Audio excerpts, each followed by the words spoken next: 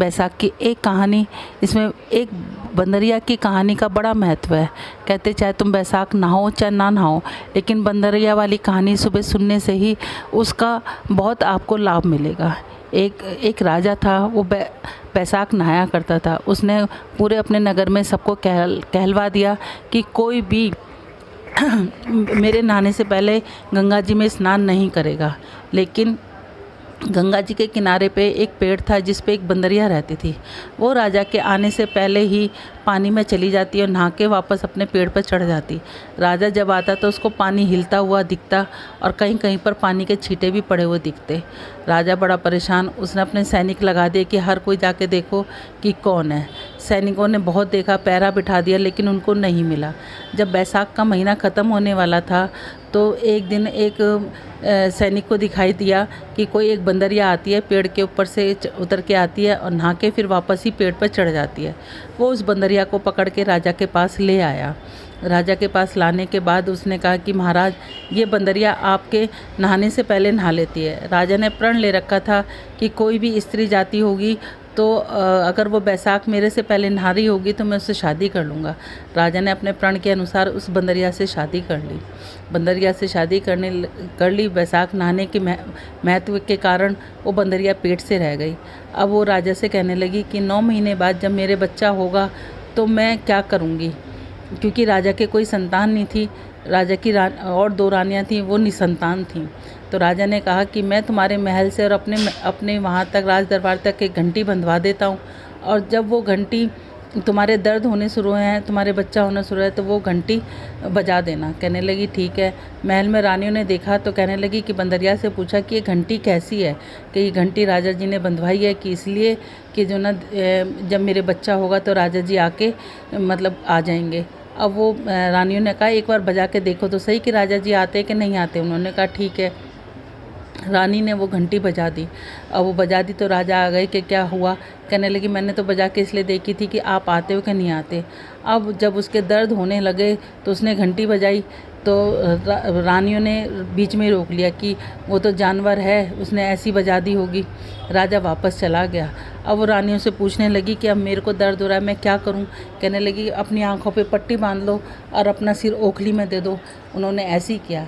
रानी बैसाख के नहाने के कारण उसको बड़ा सुंदर एक बालक लड़का पैदा हुआ। अब रानियों ने क्या करा कि वहाँ पर एक मांस के लोथड़े को घी उसके खून से लपेट के रख दिया और लड़के को ले जाकर अपनी दासी को कहा कि इसको जाके नदी के जल में प्रवाहित कर दो। अब राजा आया तो उसने कहा कि क्या हुआ। कहने लगी कुछ नहीं हुआ, बंदरिया ने एक मांस का लोथड़ा पैदा किया है। राजा कहने लगा कि जब मेरी रानियों के नहीं हुआ तो बंदरिया के कहाँ से होगा। उधर जो दासी थी वो उसको फेंकने के लिए गई, लेकिन वो बालक इतना सुंदर था कि उससे फेंका नहीं गया। वहाँ पर कोई कुम्हार मिट्टी खोद रखी थी, उसके वहाँ पर रखाई। कुम्हार कुम्हारी आई, उनके कोई वो भी नहीं संतान थी। उस बालक को देख कर उसका लालन पालन करने लगी। लेकिन बैसाख के महीने और विष्णु भगवान की कृपा से उसको अपना सब कुछ याद था कि मैं एक बंदरिया के पैदा हुआ। उसको थोड़ा थोड़ा स्मरण अपने आप ही सपने में आने लग गया था। एक बार उसने अपनी माँ से कहा कि माँ मेरे को भी हाथी घोड़े बना दो। कहने लगी ठीक है। उसने हाथी घोड़े बना के और वो पनघट पर जाकर बैठ गया जहाँ पर रानी की दासियाँ पानी भरने आती थी। कहते थे मेरे मिट्टी के हाथी घोड़े पानी पी लो। और रानी की दासियाँ हंसने लगी, कहने लगे कहीं मिट्टी के हाथी घोड़े भी पानी पीते हैं। अब उसने कहा कि कहीं बंदरिया भी मांस का लोथड़ा देती हैं। तो अब वो समझ गई। उन्होंने रानी से जाके कहा। रानी ने उनके लिए उसके लड्डू बनवाए, जहर के लड्डू बनवाए। लेकिन विष्णु भगवान की कृपा से वो जहर के लड्डू उसके गोंदगिरी के लड्डू बन गए। अब वो कहने लगा कि माँ मुझे 108 घड़े बना के दे दो और 108 गोलियाँ दे दो। उन्होंने उसको 108 घड़े बना के दिए, 108 गोलियाँ दी। अब वो उनको ले जाके वहाँ बैठ गया और वहाँ पर गणगौर पूजने के लिए कुछ लड़कियाँ मिट्टी लेने के लिए आईं। बहुत तेज़ धूप हो रही थी तो उसकी वजह से उन्हें प्यास लगी। उन्होंने कहा हमें पानी पिला दो। वो आग जलाकर बैठ गया। कहने लगा कि मैं पानी पिलाऊंगा, पहले एक एक गोली खाओ और इस आग के चारों तरफ चक्कर लगाओ। पूछने का हम तो नहीं खाते, हम तो नहीं करते। कुछ कहने लगी गोली खाने में चक्कर लगाने में क्या जाता है। उन्होंने गोली खाई, चक्कर लगाए। तो जिन्होंने लगाए वो घर जाकर वो किसी को उल्टी होने लग गई, किसी को रोटी से जी ना करे। अब उनके लड़कियों के माँ बाप ने उनकी शादी निकाली तो पंडितों ने कहा कि इनकी शादी तो हो चुकी है। उन्होंने कहा नहीं।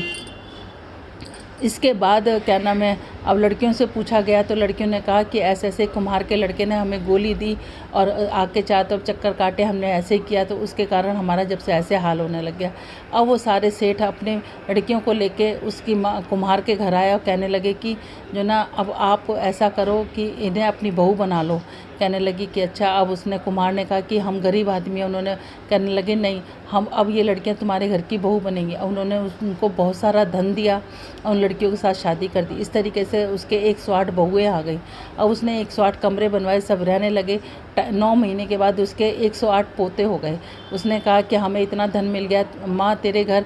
राजकुमार कहने लगा हमें इतना धन मिल गया और माँ तेरे घर 108 बेटे हुए, तो ऐसे कर कि तू पूरे नगर में इस राजा के घर पे खाने के लिए भिजवा। उसने कहा ठीक है। राजा के घर पे न्योता भेजा, पूरे नगर में राजा भी आया। अब वो राजा बंदरिया को नहीं लेके आया तो उसने कहा कि आप बंदरिया को क्यों नहीं लेके आए। उसने बीचों बीच सोने का एक सिंहासन बनवाकर उसमें गलीचा बिछवा दिया, मखमल के गलीचे बिछवा दिए। उसने कहा कि चलो बंदरिया को बुलवा लो। उन्होंने बंदरिया को बुलवा लिया। उसको बीच में बिठाकर उसने अपनी सब बहुओं को हाथों में मोहर दे के कहा कि ये मेरी जन्म देने वाली माँ है, आप सब जाओ इसको पोते दो और इनसे मोहर दो और इनको आशीर्वाद लो। अब रानियाँ समझ गई कि ये वो ये रानी रूठ रूठ के जाने लगी कि हमसे ज़्यादा ये बंदरिया की हाव भगत क्यों कर रहा है। राजा ने पूछा कि ऐसा क्या है जो रानियों की और हमारी ना पूछ के तुम बंदरियों की आओ भगत कर रहे हो। तो कहने लगा कि बंदरिया मेरी जन्म देने वाली है, अगर जन्म देने वाली माँ है। अगर आपको मेरी बात गलत लग रही है तो आप ये इस दासी से पूछो। दासी ने कहा कि हाँ ये जन्म देने वाली माँ ही है। राजा ने दोनों रानियों को वहीं छोड़ दिया और बंदरिया को और एक से अपने 8 पोतों को लेकर अपनी बहुओं को लेकर महल में आ गया। महल में आके उसने 108 महल बनवा दिए। उसके बाद वो कुम्हार के पास गया, कहने लगा कि आप चाहो तो महल में आके रह सकते हो, आप यहीं रह सकते हो। उन्हें बहुत सा धन दिया। वो कहने लगे कि हम तो यहीं रहेंगे, लेकिन फिर भी वो कभी कभी महल में आके अपने बेटे से मिलने लगे। कहते हैं बैसाख के महीने में इस कहानी को नित्य नेम सुनने से सभी की मनोरथ पूर्ण हो जाती हैं। जिनके घर बेटा ना हो बेटा हो जाता है। इस कहानी को ज़रूर सुनना चाहिए। जैसे बंदरिया के भगवान ने बैसाख नहाने का उसको इतना फल दिया, वैसे कहते सुनते हमें और हमारे परिवार को जो भी सुन रहा हो उसको सबको देना। बोलो विष्णु भगवान की जय।